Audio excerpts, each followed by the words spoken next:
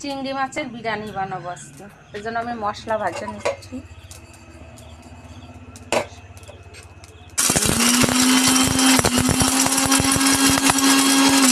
মশলা পিষানো হয়ে গেছে, পেঁয়াজ ভাজা করে নেব। আদা রসুন পেঁয়াজ নিয়ে নিয়েছি, এখন এগুলো পিষাবো।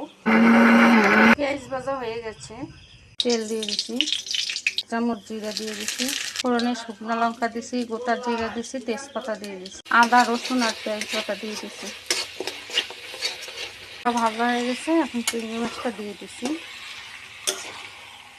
দিয়ে দেবো এক চামচ, এক চামচ, এক চামচ, এক চামচ, কাশ্মীরি মরিচ দিয়ে দিচ্ছি এক চামচ। মাছটা কষানো হয়ে গেছে, তারপরে জল ঢেলে দিছি। তরকারি হয়ে গেছে, এখন গরম মশলা দিয়ে দিছি। তরকারিটা হয়ে গেছে, এখন একটু ধনিয়া পাতা দিয়ে দেবো। তরকারি হয়ে গেছে,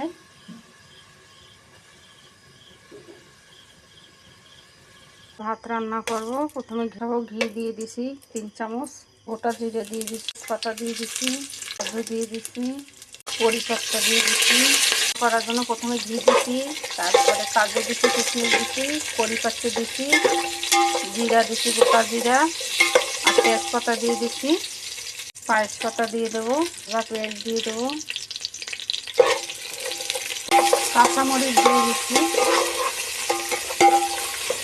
দাবাটা দিয়ে দেবো, একটু ভাজা ভাজা করে নেব। তারপরে চাল দিয়ে দেবো,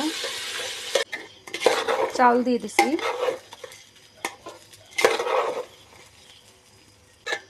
চালগুলো একটু সময় ভাজা করে নিচ্ছি।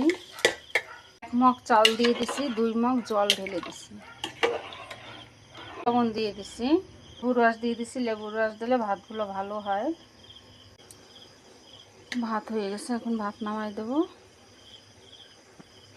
ভাত দমে বসাবো। প্রথমে একটু ঘি দিয়ে দিছি, ভাত দিয়ে দেবো, পেঁয়াজ দিয়ে দেবো, পেঁয়াজ ভাজা, ধনিয়া পাতা দিয়ে দেবো, কস্তুরি মেথি দিয়ে দেবো, রং করা ভাত দিয়ে দেবো, বিরিয়ানির মশলাটা দিয়ে দেবো, একটু গোলাপ জল দিয়ে দেবো, মাছ দিয়ে দেবো, ভাত দিয়ে দেবো। বিরিয়ানির দম বসানো হয়ে গেছে, বিরিয়ানি রেডি হয়ে গেছে।